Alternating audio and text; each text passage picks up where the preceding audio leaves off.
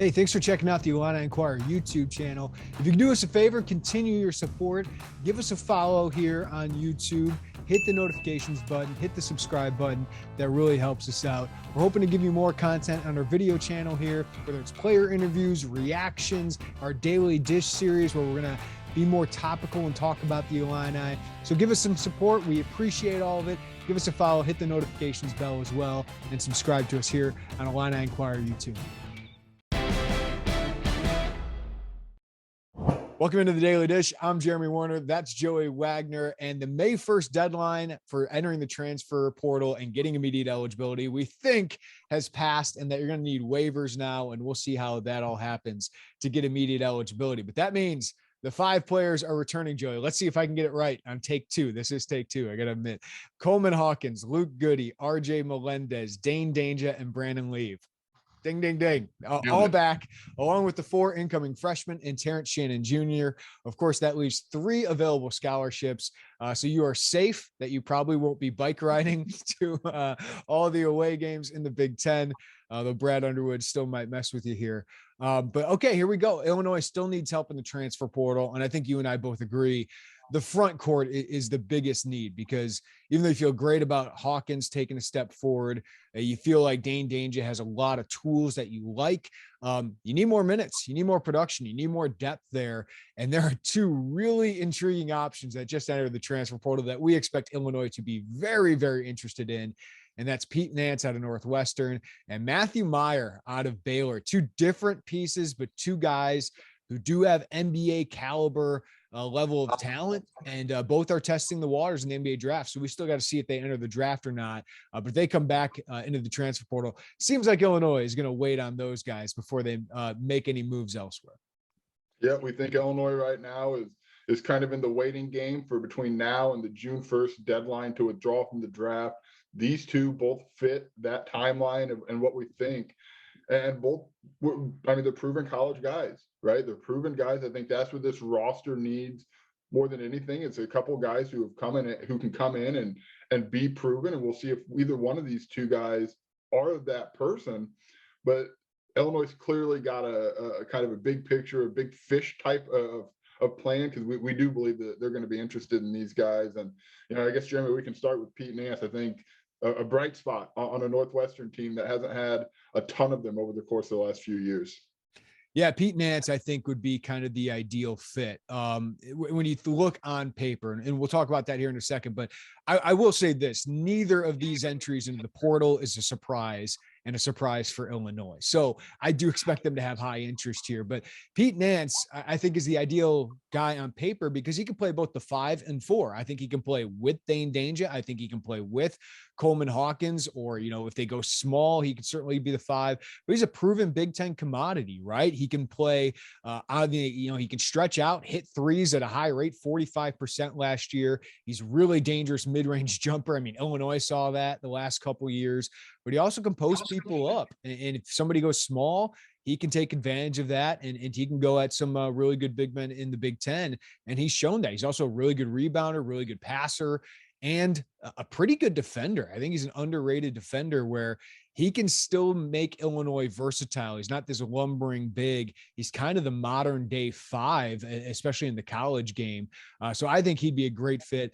Matthew Mayer intrigues the heck out of me, though, because he is not the traditional big, but he's kind of this new era of player, Joey, where he can play anywhere from the 3 to the 5.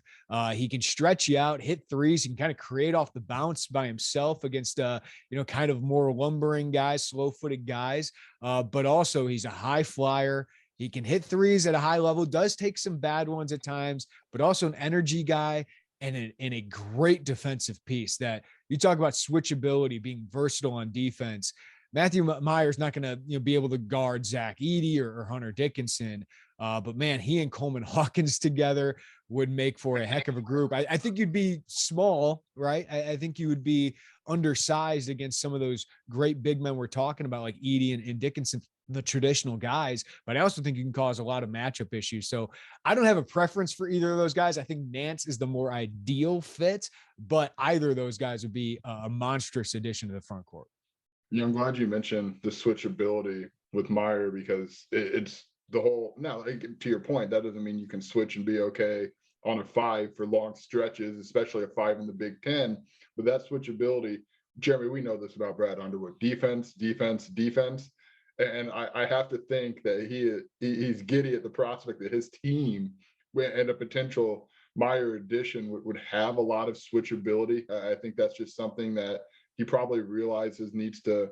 The college game, basketball in general, is going that direction. He mentioned the Golden State Warriors yesterday and their ability to play all the wings and all the switchability. But Illinois is in the hunt for some, I mean, big fish, right? I think it's fair to say both these guys are big fish. And I think we also have to say, Jeremy, this isn't neither of these guys would be replacement pieces for Coleman Hawkins, replacement pieces for Dane Danger.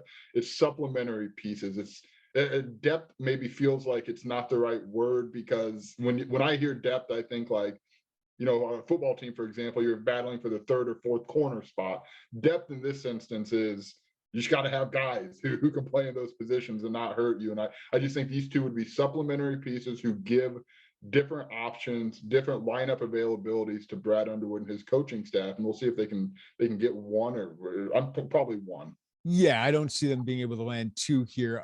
Yeah, supplementary, but also star pieces. I mean, Pete Nance would be the most proven player along with Terrence Shannon on this roster. Matthew Mayer, the same thing. Like, but they can gel with, complement what they already have. And let's be honest, like Dane Danger, are you ready to count on him for 25 minutes? Are you ready to count on Brandon Lieb for 10 minutes a game? I'm not. You have to add a piece up here. So I think Illinois will be a major player. I'm kind of interested why Meyer is transferring from Baylor, where he's had a lot of success. If he does transfer and you know leaves the draft, he can always return to Baylor. Pete Nance, I get, and I think Illinois would be very appealing to someone like Pete Nance, given what they have done. But I agree that this is a different style of play they don't want to have if they're able to get either of those guys. And I think if they get either of those guys, they can be one of the top 5 teams in the Big Ten, given all the other holes that the Big Ten has, replacing some of the stars in this league. So I think Michigan's going to be very good. Michigan State. I think Indiana is intriguing, but needs to add shooting. But, you know, if they don't land one of these, Joey, do you go to more of a, you know, kind of the old school traditional big? I think Illinois would rather have a versatile piece. I think they'd rather have that than somebody they got to play drop coverage with Kofi. I think Underwood really likes the idea of getting more versatile, because a guy with Kofi, you don't mind having to, you know, do drop coverage and be less versatile because he makes up for it and is such a good player and such a matchup issue everywhere else. I think they want to add somebody with versatility, and they want to add somebody who's very talented, not just a big body.